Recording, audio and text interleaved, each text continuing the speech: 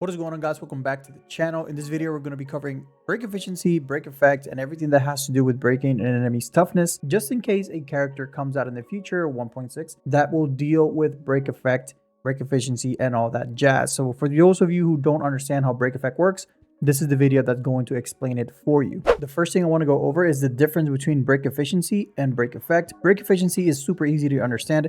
Essentially is how much break or toughness damage that attack does to your toughness bar, to your enemy's toughness bar. So for example, Silver Wolf's basic attack does 30 toughness damage, right? And then her skill does 60 toughness damage. Break efficiency is directly affects this number right here, the 30 and the 60. So let's say you have a 50% increase on your break efficiency. That means that each of these numbers are going to be increased by 50%. So this one would be a total of 45, and then her skill is going to be 90. Currently, the only way we have of increasing this in-game is going to be in the simulated universe, where there's a 1-star blessing that increases your break efficiency.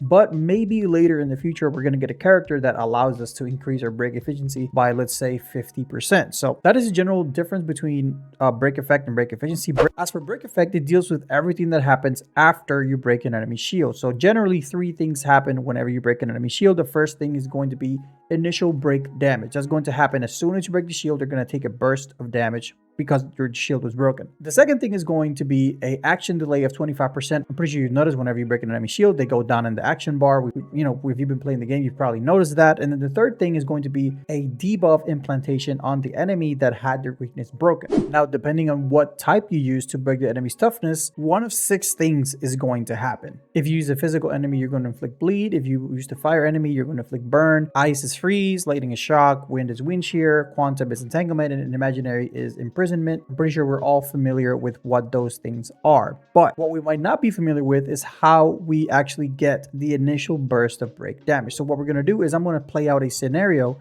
and we're going to be going through step by step what happens when you break an enemy's shield. For this test, we're going to have Woho and Bronya as our test subjects. They both are wind, but they both have different break effect values. This is 24, pretty much 25.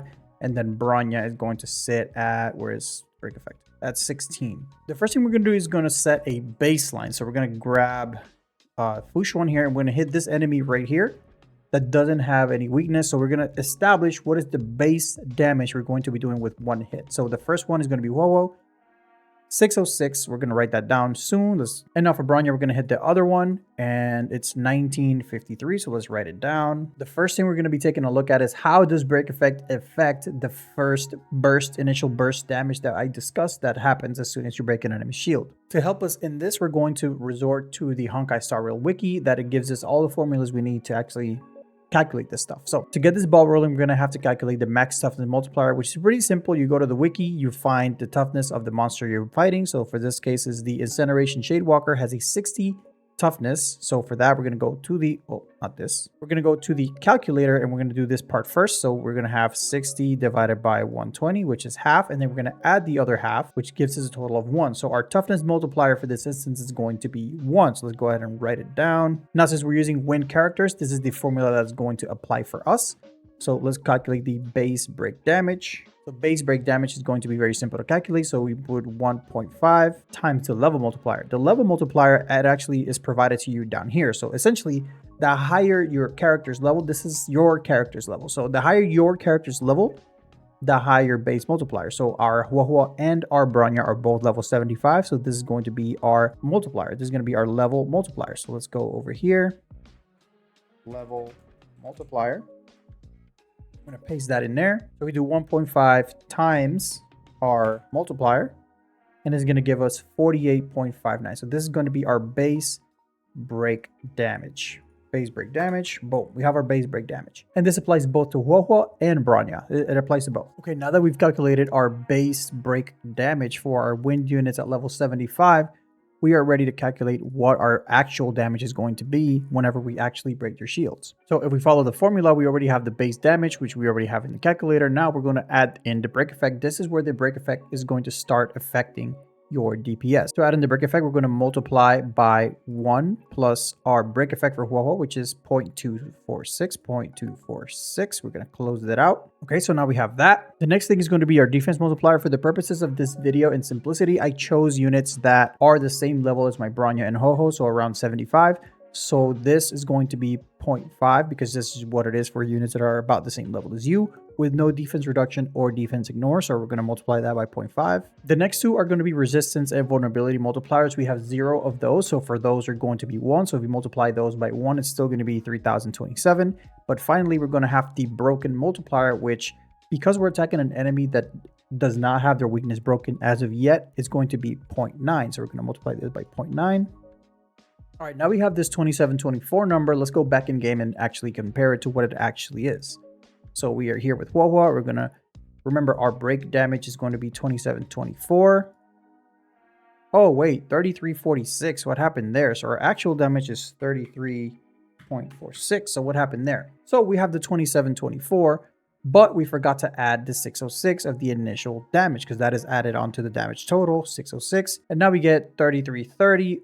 Well, 3331, which is about a 15 damage difference, which is about a 0.002 damage difference. So it's within the ballpark. So it's within the 1% ballpark. So it's about the amount of damage that we're actually going to be doing. So as you can see, after we add in the initial 606, it's going to take us to 3330, which is around a 0.002% off the actual number. And then discrepancy is due to the defense multiplier formula because it's really finicky. You have to use exact numbers to actually get the exact answer, obviously. And if we were to do it with Bronya, we can actually do that as well. We can take the base break damage, put it over here. Now we're going to go back to the formula. Let's get our stuff together. And then we're going to multiply that by our break effect, which is 1 plus 124. Editing I summon here, guys. I realized while editing that I made a mistake when I put in Bronya's break effect. So her break effect was not 12.4, it was actually 16.8. So the damage calculation for this one is going to be a little off more than usual because I made that mistake when entering the data in the calculator. Close that out. This is what we get. This is now we're going to add in the defense multiplier, which is around 0.5 as I already previously mentioned. 2731. It's probably a little bit higher. It's going to be marginal. It's going to be within 1 to 2% from the actual value. So now we multiply this by 0.9 because the enemy weakness is not broken yet. And we get 2458. We're going to add in the 1953. It's going to give us 4411 is going to be our projected damage. And let's see what we do here. 4522.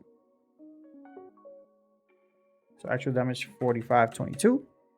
And then our damage that we calculated was 4411. So that's 100.